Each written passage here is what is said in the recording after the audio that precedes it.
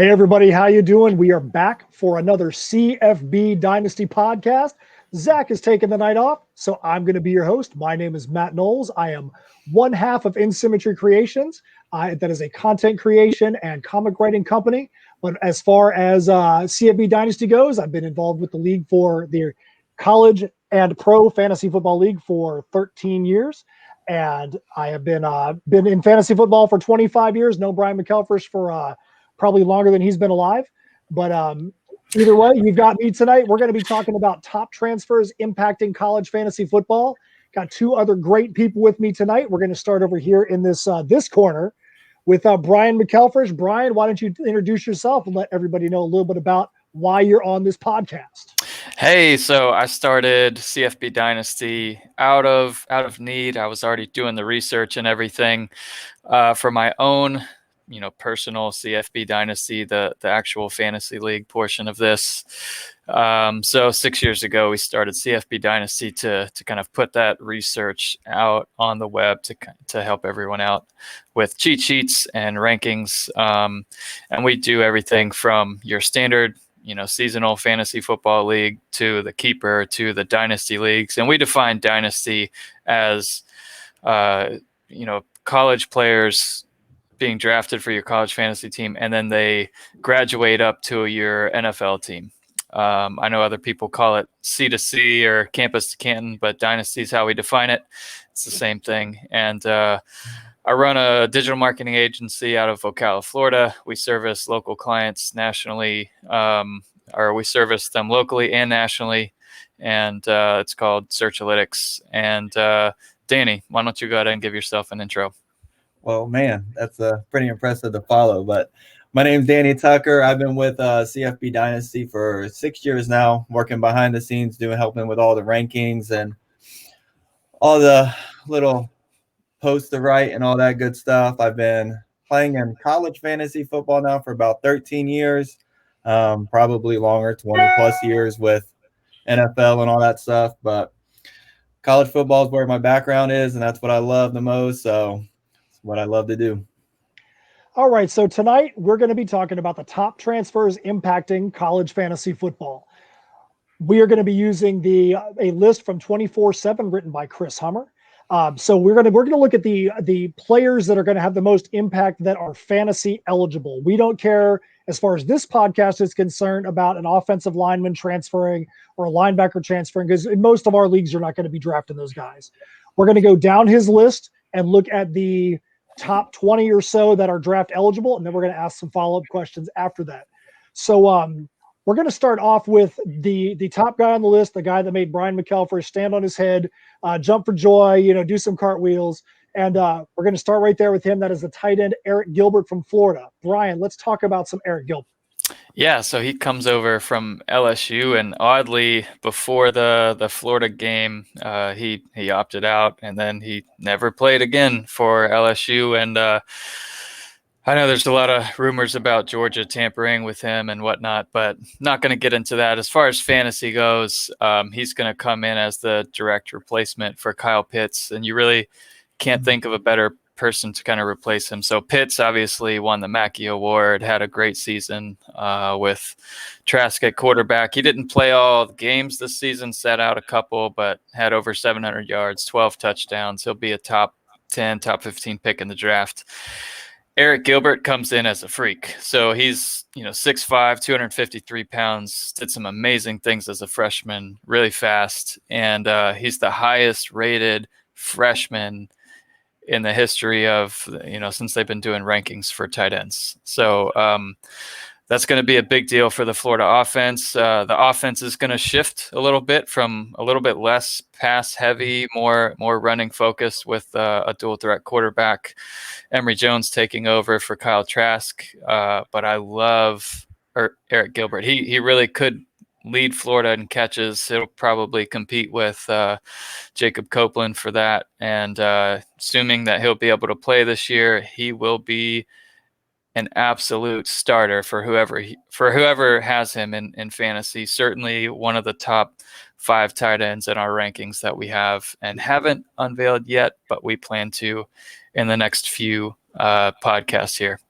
Tucker, now, Danny, Danny, as a Florida State fan, you just got rid of Kyle Pitts. Now you get to go deal with Eric Gilbert with your cross-state rival. What do you think about Eric Gilbert going to Florida, being a Florida State fan yourself?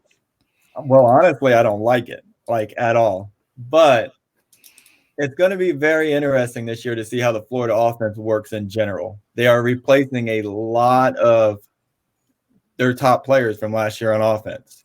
You're probably going to see a lot more RPOs, which will trigger a lot more catches for the tight end. I mean, I think Pitts had 43 catches last year, missed a lot of time. The year before that, 54. If Gilbert is the go-to guy, I mean, he could easily push 70, 80 catches this season easily. You know, dumping over the middle, because when you're looking at quarterbacks running like crazy on you, it leaves the wide open tight ends over the middle of the field. So it could be very interesting, and it's not something I'm looking forward to having to defend at the end of the season. Yeah, that's a great point. Kind of like the RPO, like you said, really putting the linebacker at conflict there. Yeah. He's got his eyes in the backfield. It's really easy to leak that tight end out. Yeah, great point. Danny, as you said, Florida's got to replace a lot of pieces. Interestingly enough, on this transfer list, number 2 on the 24/7 list is Demarcus Bowman, who is also going to Florida. So, Brian, again, as a Florida fan, what do you think about this list having the top 2 guys as transfers into your favorite program? Yeah, it's great. Bowman came out of Lakeland High School, and Florida, you know, has landed a ton of top talent from there. And, you know, Florida coaches got a lot of flack for not landing Bowman out of high school, but he comes over from Clemson, and it's from a fantasy point of view, he was going to be that next guy. Like, he was going to probably beat out the other backs there and become the man at Clemson. But it's just not going to be the case. He's going to go to Florida, and he's going to play. Like, he's going to play this year. There's Damian Pierce, the senior, who will be there. And Lorenzo Lingard, another former 5-star, transferred over from Miami. Didn't play a ton last year while he was learning the offense, but I expect them all to play and to get some touches, and I think Bowman eventually becomes the guy at Florida. What does that look like in an offense where the quarterback runs a lot?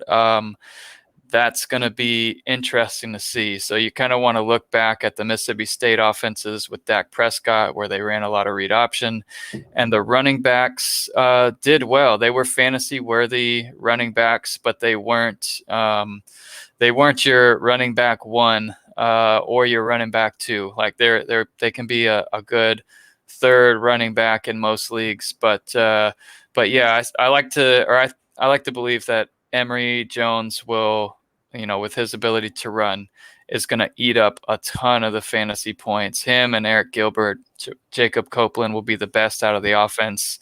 And what's left for the running backs is to be seen, but I think Bowman will eventually become the guy.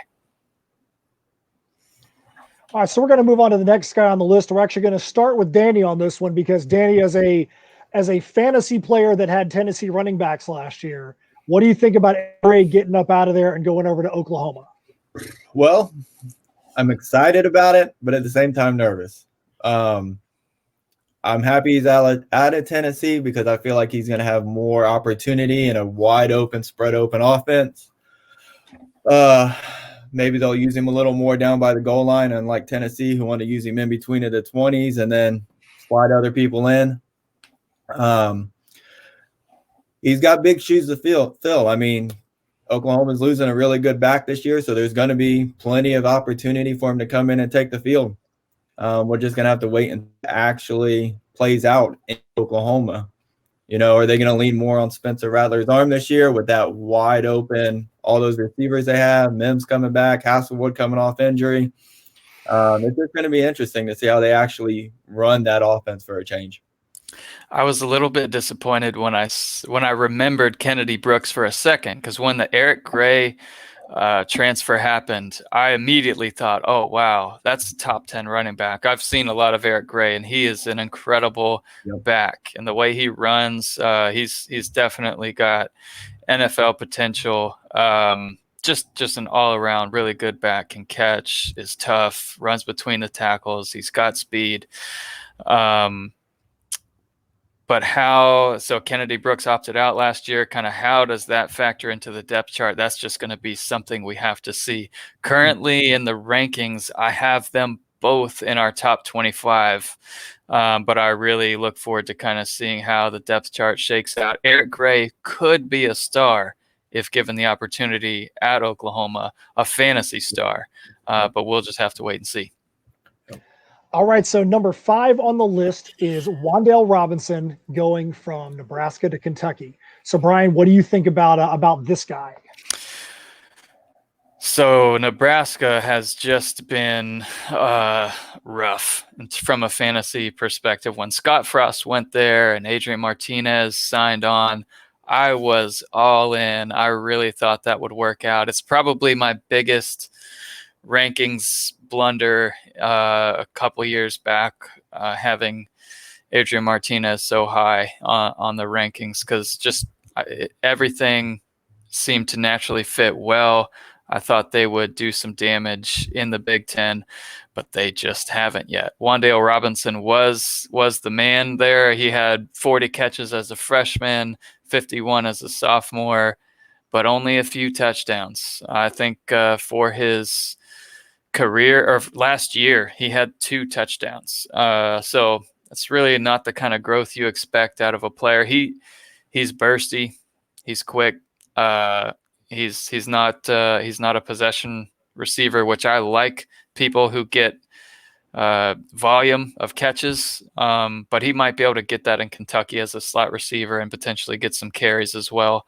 I like it. Kentucky's an under the radar team. He's not someone you'd want to start in most fantasy leagues unless you're in like an SEC only league, obviously. So he's someone to kind of think about and see how he does in the spring, in the fall, and then maybe he'll be worthy of more of a late round pick, of like a bye week filler kind of player. Danny, what do you think about him moving over to Kentucky? You have a school in Nebraska that didn't get to play all their games last year, and then you have he gets to move to the SEC, where Kentucky, you got to play an SEC schedule. Do you think he's going to be able to show out in the SEC after what happened last year with Nebraska? I mean, from a personal standpoint, I think I'd avoid him in fantasy, and that's just me from a personal standpoint. Kentucky's offense to me has just never been one that I've trusted in anything. I mean, we saw a couple years ago they ended up with a player hurt. They put a wide receiver at quarterback, and he just ran the ball every time. I mean, to me, there's just not enough there to actually put any trust in him. I mean, that's somebody I'd use as a pickup, maybe mid-season, something like that, if we see the offenses start working or going that route. But I just don't know if I'd put faith in him yet. That's fair. Absolutely agree with that. All right, now we're going to move on to Tai Chandler, the running back for North Carolina. This one's very interesting just because of the massive gaping hole that is currently the North Carolina running backs, because of how excellent they were. And that pains me as a North Carolina State Wolfpack fan.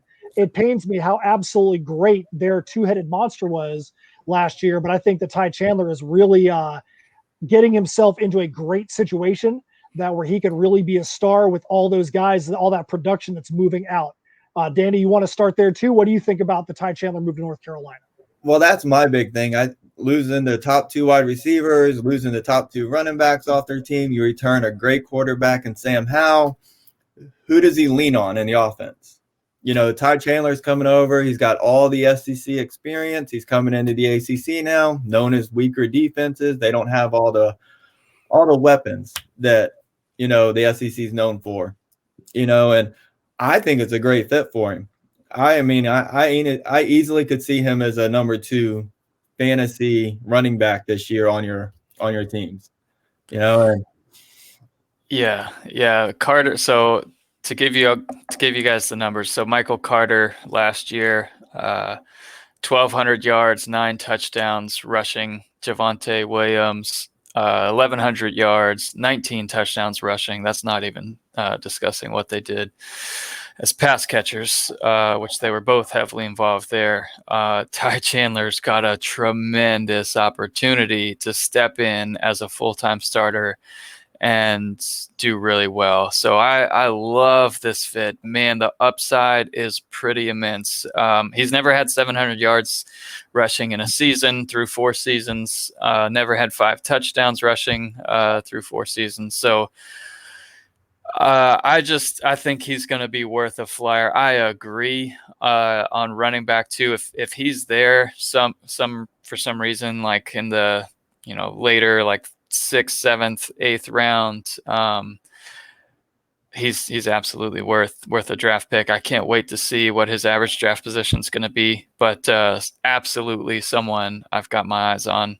And we'll continue to monitor. I have to imagine he's going to win the starting job. It's going to be his last year for sure. And then North Carolina's got some young guys that you need to watch for any dynasty leagues to kind of see who gets the second team carries there. They run the ball enough to run more than one running back, and they will. But I believe Chandler's going to get those goal line carries, and he'll get the bulk of the carries either way.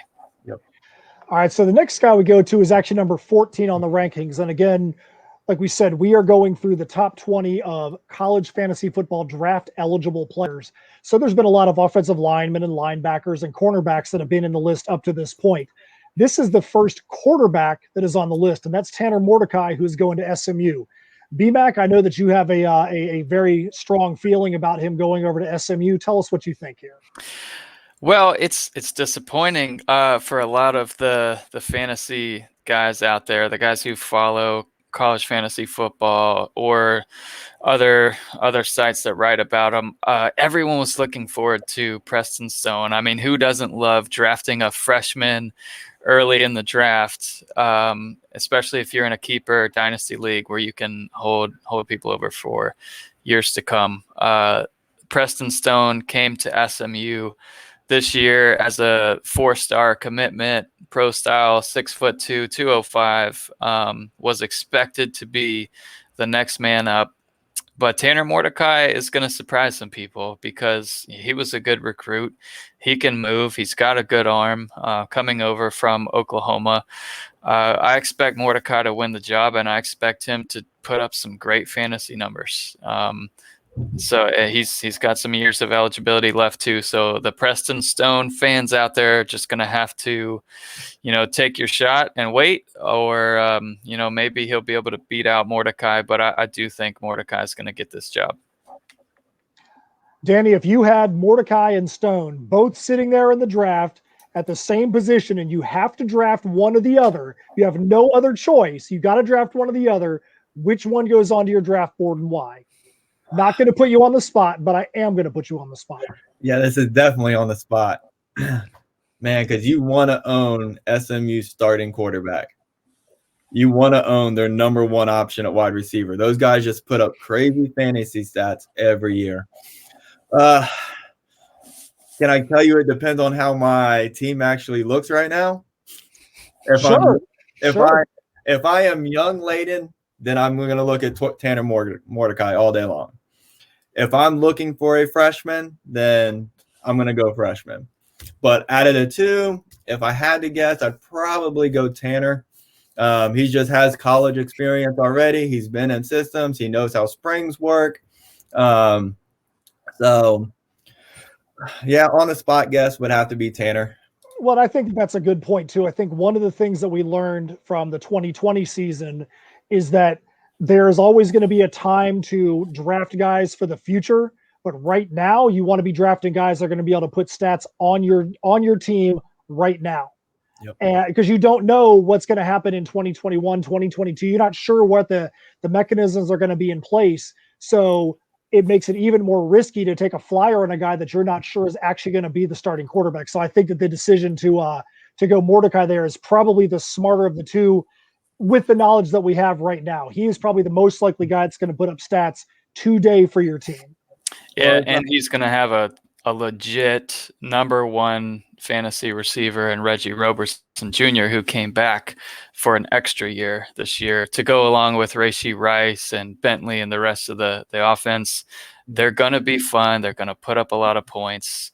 And if Mordecai's, if he wins the job, he'll be a great, legit fantasy starter.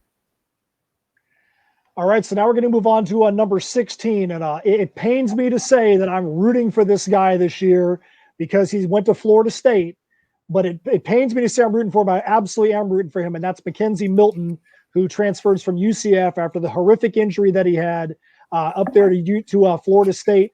Danny, we're going to start with you because this is going to be your guy. So what do you think about Mackenzie Milton going up there to Tallahassee? Well, if he's 80% of what he was when he played for UCF, he'll be the best quarterback on the team. With that said, I think the quarterback situation of Florida State this year is going to be split. One thing that pained us last year was Jordan Travis was running way too much and got hurt. Then we had to rely on Milton has a much better arm than what Travis has got. I could two quarterback system running to where Milton is handling more of the passing downs. Everybody knows Travis kill you with it, but he also proved that by the end of the season, his arm was better. So he's one of those guys that you can't just say, oh, he's just running the read option and that's all you're going to get. I think Milton, as long as he's fully healthy, is day one starter at this point. I don't see the reason why they would have went out and got him if they weren't trying to upgrade the position from last year.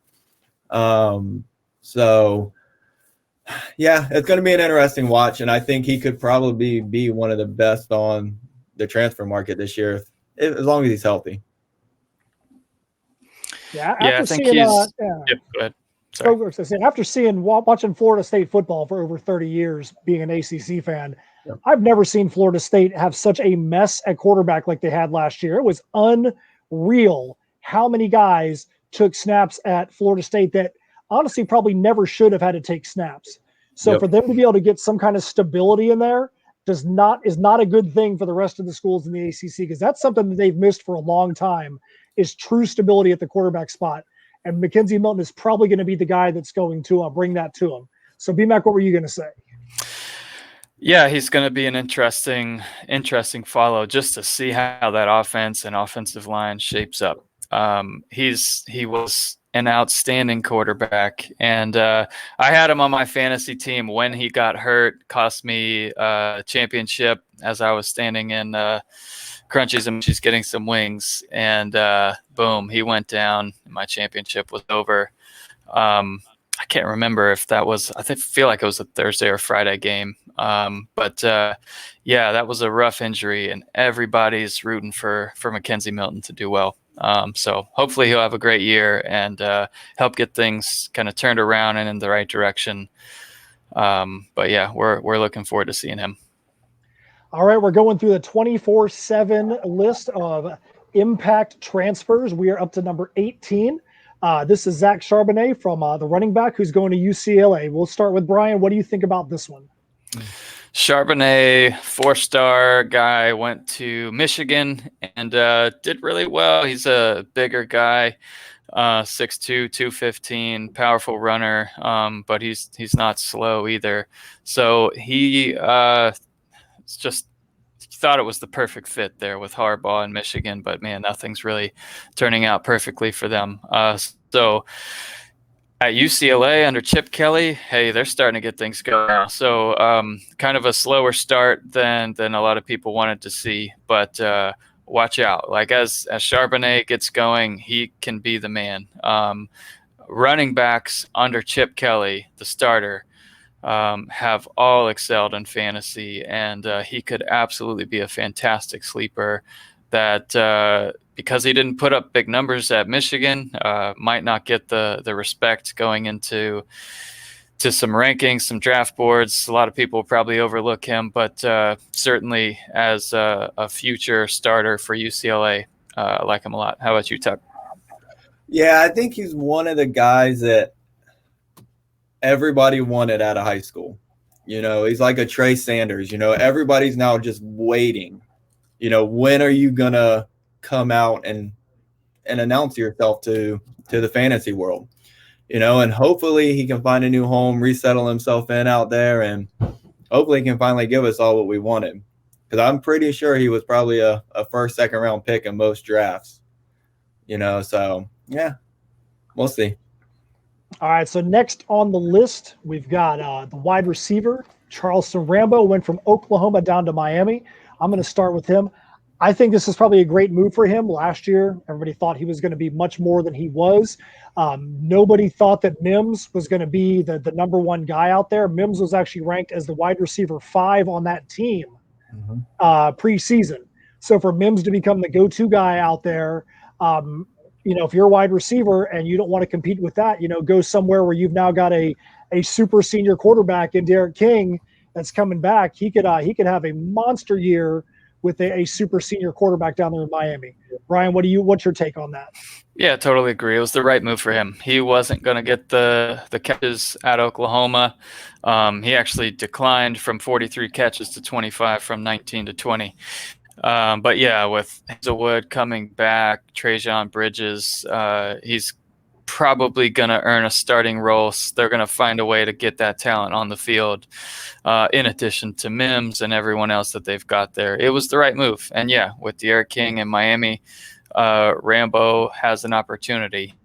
Rambo was one of those guys that I'd like to pick, like with other Oklahoma or high-powered passing offenses. He's a good third, low cost receiver in like a DFS lineup.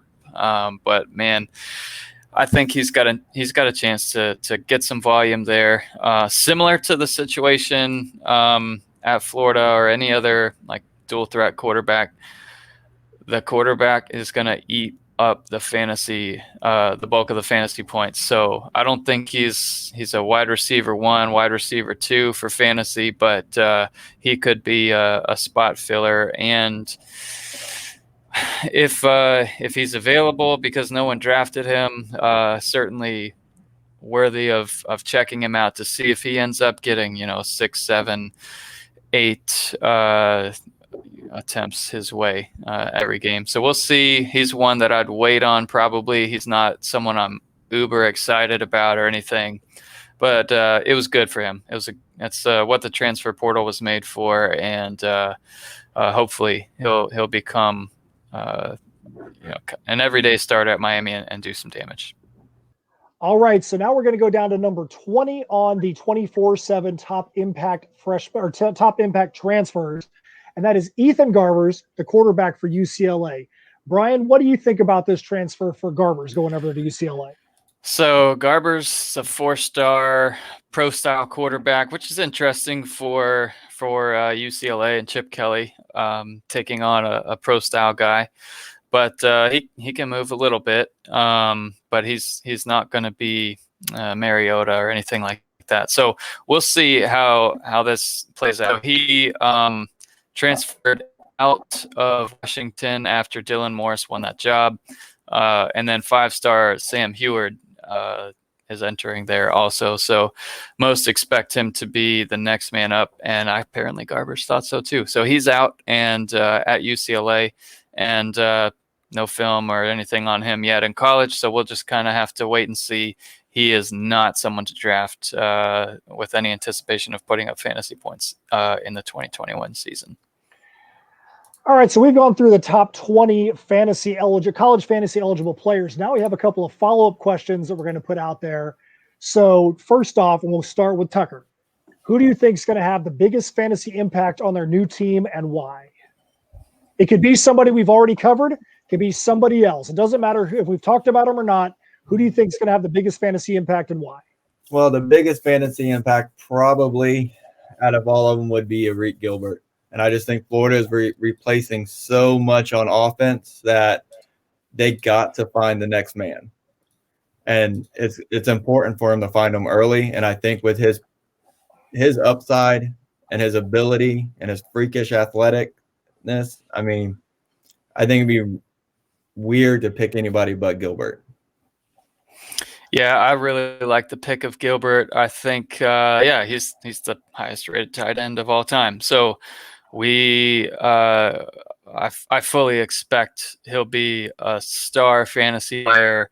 If you had Kyle Pitts as your tight end this year on the games that he played, on average, you probably had a 10, 15, 20-point advantage over your competition, no matter what tight end they had most weeks. So that's a big advantage in fantasy. If you can have, potentially a 50% advantage points wise, that's great.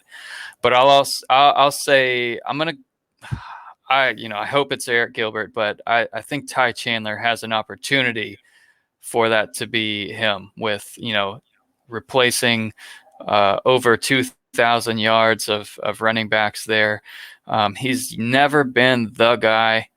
He's got that opportunity this year. So I think he'll put up more points than Gilbert, but which one is the better statistical play in terms of giving your fantasy team an advantage over competition? Gilbert's the right choice. Absolutely agree with both of those two picks. So now we're going to go on to, who do you see as the guy who do you think is the most under the radar guy who's transferred? Now, under the radar could be the least expectations about this player. It could be a low level guy, group of five guy that's made a transfer. Just who comes to mind for you when you talk about somebody that's under the radar? I really so just today, as we're recording the podcast here, Anthony Richards transferred over from Auburn to UCF. He followed Gus Malzahn there. And I didn't really like where he went to Auburn. Auburn, with their offense, they'll run a ton of, end around style plays where the receiver, slot receiver, will get a lot of carries, and coverage can bust, and boom, Mark Anthony Richards has the speed. He's a really fast, shifty running back. DeAnthony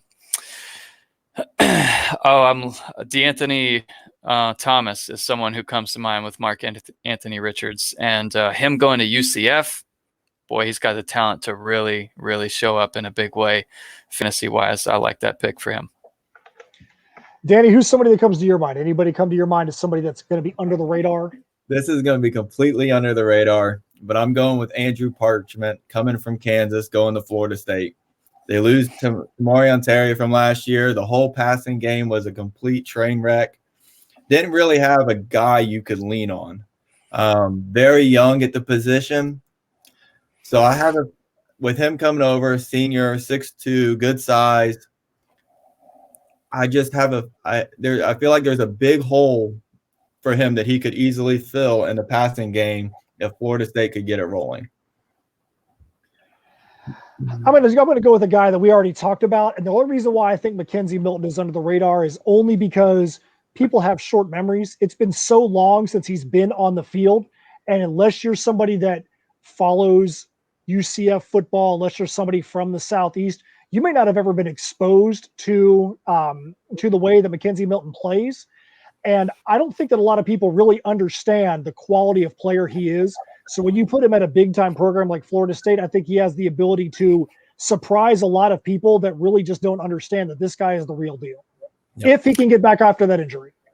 Yep, I agree. And just while we're on the topic, I'll mention just a few others that were on the list that we can mention. So Marquise Stepp transferring from USC to Nebraska, Keontae Ingram, running back from Texas to USC, Grant Calcaterra, which is an interesting one, from Oklahoma to SMU, Jack Cohn from Wisconsin to Notre Dame, potentially win that quarterback job there. Mookie Cooper, former four-star, I believe, recruit from Ohio State, going to Missouri at receiver, and Grant Gunnell moving over to Memphis. So those will be interesting ones to follow. Calcaterra is one that I've got my eyes on to kind of pick up later in drafts at SMU, kind of filling in there in a tight end where Granson crushed it for a lot of weeks. He was kind of close there to Kyle Pitts, but good one to follow. Had some great seasons at Oklahoma before getting hurt, and now he's got a shot at redemption, potentially with former Oklahoma quarterback Tanner Mordecai there at SMU. That's good stuff, man. Good stuff. Okay, so now we're going to ask who is still out there in the portal. And I went and looked out there today, and there is still an incredible number of players out there in the portal. It just blows your mind, the number of players that are still out there between schools. Who's out there that's still in the portal that you're keeping your eyes on, that based on where they go could really have a fantasy impact? Danny, we'll go to you first. Do you have anybody that you think would go into that bucket? I have two of them that are out there that I sort of like. One of them is David Bailey, played for Boston College last year. He is in the portal. Everybody knows how crazy A.J. Dillon went off for Boston College for years and how they leaned on the running game. Bill Jerkovich comes in last year. You just seen a whole different offense. They didn't lean on the running game so much with the running backs. He's one guy that I feel still has a lot left in the tank because of how much they rode A.J. Dillon in his career. So it'd be interesting to see where he goes. And the other one that I really like that's still there is Alan Bowman from Texas Tech. Great fantasy quarterback for a couple years there. It'll be interesting to see where he lands. Well, just look at the history of, if you're a quarterback at Texas Tech and you transfer somewhere, you normally do pretty good.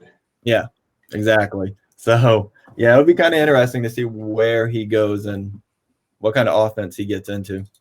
The guy on my list that I'm interested to see where he goes is Andrew Clare, the running back from Bowling Green, is in the transfer portal. Clare is the kind of guy that he's always had a lot of talk about him. If you look at his stats aren't really that good over the course of a season. That's because he'd have one game where he'd be the main guy and he'd blow up, and then the next game he'd get like 5 carries. Mm-hmm. And so he was one of those infuriating guys because Bowling Green could not decide if he was going to be the main guy or he was going to be the backup. So I think if he was to go to a school where he was actually going to be able to be the main guy and play against some competition that's at his level, he could produce some good fantasy stats. Agreed. Yeah, I guess I would say Tyler Shugg, but he's already announced he's going to Texas Tech. So that's one I've got my eye on to kind of see how he's going in terms of people that are still out there. Nobody really else that I have my eye on. Keith Corbin from Houston, because he had a big year or pretty decent career, I guess, there at Houston with 94 passes, 1,500 yards almost. But he's going to go play for Dion at Jackson State. So Tyler Shugg, that's who I was going to say. But yeah, he's recently gone to Texas Tech. All right. So the last question that we have on here, I'm going to change it up just slightly from what we talked about pregame. Is there any player that's transferred that you think either A, where he transferred to is going to cloud up the fantasy picture there, or do you think by them transferring out, they have cleared up the fantasy impact at the school they left? So I think that's a tough question, but I think that you can look at it from either side. They may have transferred into a bad situation and made it where they're overloaded at quarterback, running back, wide receiver, or by them transferring out, now you've got a much clearer picture of what's going to happen at the school they left. So Demarcus Bowman leaving Clemson really cleared the way for Lynn J Dixon. He's not someone I've been incredibly impressed with as a running back, as a player, but I think he'll be the beneficiary of them transitioning from Trevor Lawrence to a new quarterback who has a really long last name that I need to practice.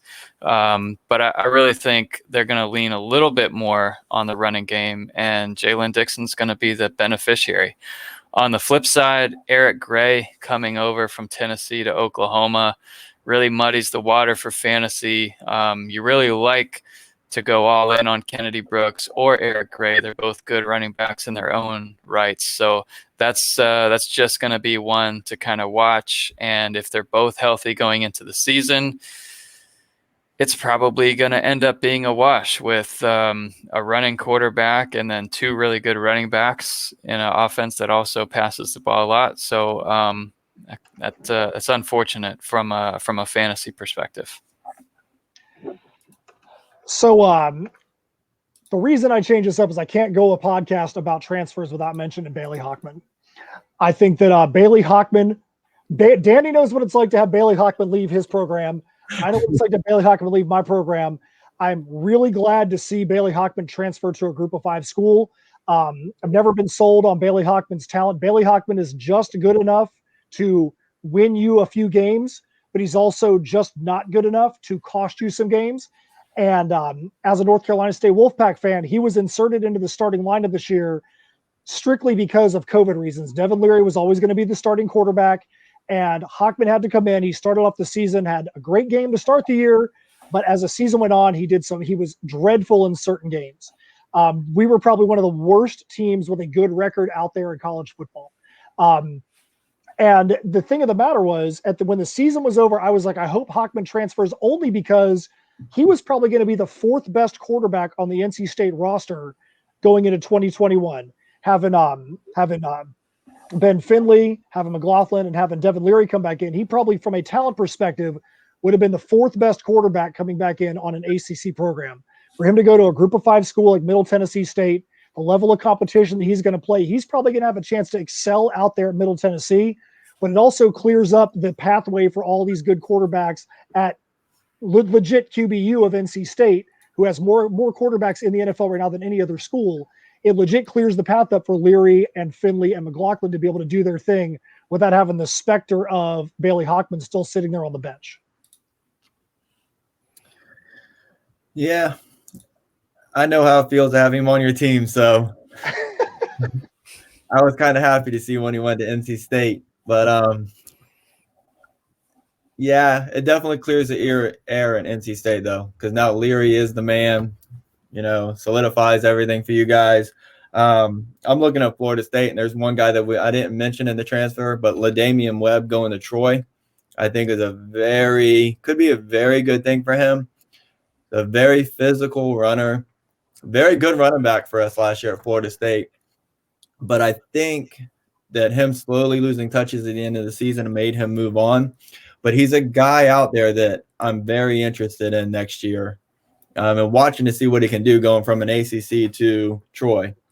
Weaker talent, stuff like that. And he ran very well against ACC competition. So he's going to be one that I'd keep my eye on to see how he does when he gets over there. All right, so we've gotten to the end of the things we had scheduled for this podcast. So I'm going to push it back over to Brian Danny one more time. Is there any other advice you have to anybody out there in the college fantasy football world about things they should look for, trends they should look for in the transfer portal as we head into the 2021 draft season? Yeah, so I do think players coming out of high school when they're being recruited, they don't make the best decisions when it comes to depth charts and opportunity to play, and that's a key part of transfers, making that decision that's most likely for everyone their final college destination, their potentially their last chance. So transfers are a huge deal in college football. They're a huge deal in college fantasy football now. So certainly, in addition to, yes, following the depth chart, follow the coaches. Make sure you're looking at these coaches that are, looking at players that are going to coaches that have an offense that's, like with Florida, for example, they're switching from a pass-happy offense this year, and they're going to be more run-focused. So in this case, and our rankings are going to reflect this information, because this is stuff we look at all the time. But if you're looking at any of the Florida running backs, don't look at how they performed last year. You look at how they performed at Mississippi State, because that's going to be a better analogy for how this year's going to play out, with a different change in quarterbacks there. So you got to follow that. Tuck, Matt, anything else on you guys? What, you have anything, Danny? My big thing is just don't fall in love with somebody that's a freshman out of high school. Don't fall in love with them. Don't think they're going to be the next big thing right off the bat. I don't know how easy to say in February, but wait till Wait till July when the draft's getting ready to come around. You know, I don't know. I've had more success with my fantasy when I've redshirt freshman, sophomore, somebody like that, you know, and I've won 3 championships with playing that role outside of going freshman. So just don't fall in love with the guy too early. Don't take it too early. I would think for this season particularly, I think we're probably going to see some very interesting people transfer out this coming year, because this year we're going to have bloated rosters from all the super seniors coming back. There's going to be additional players on the roster. I think you're probably going to see a lot more players that are dissatisfied with their playing time because the rosters are so big, that you may see even more big name guys than we saw this year transfer out. So I think this year you're going to see a little more instability in 2021. So pay attention to that transfer portal and pay attention to who goes there and why. You know, speaking of that, Matt, that brings up another thought that I'm playing out kind of live here. So if you think back to Derrick King, this year going back, it's going to be a normal year. So once you get past 4 games, then that's when you'll start to see some transfers. Players kind of opt out and decide to transfer out because they're not getting playing time, or in the case of Derrick King, the team's just bad. That's not how they want to end their career, so they just they transfer out, and it's worked out really well for him. That's going to be another thing that crushes fantasy teams, that you just kind of have to hope for. It's nothing really that you can plan for, but it's going to be something to watch going into the new year. All right, so we've come to the conclusion of this podcast. Brian, I know you've got a big list of the upcoming podcasts. Let people know a little bit more about CFB Dynasty, why they should be going to your CFB Dynasty site, and what is some of the upcoming podcasts that are going to be coming up throughout the year. Yeah, so next up, we're talking about the next man up. So this is going to be all of the top players in fantasy that are leaving their school, whether they're going to the NFL or they're going whatever, leaving out of college. So your Mac Jones, Kyle Trask, Zach Wilson, gone. Someone's got to step up. So we're going to be talking about who is going to fill the big shoes of the top fantasy players that are moving on to the NFL. And then we get into the fun of the rankings. So very excited about our early college fantasy football rankings.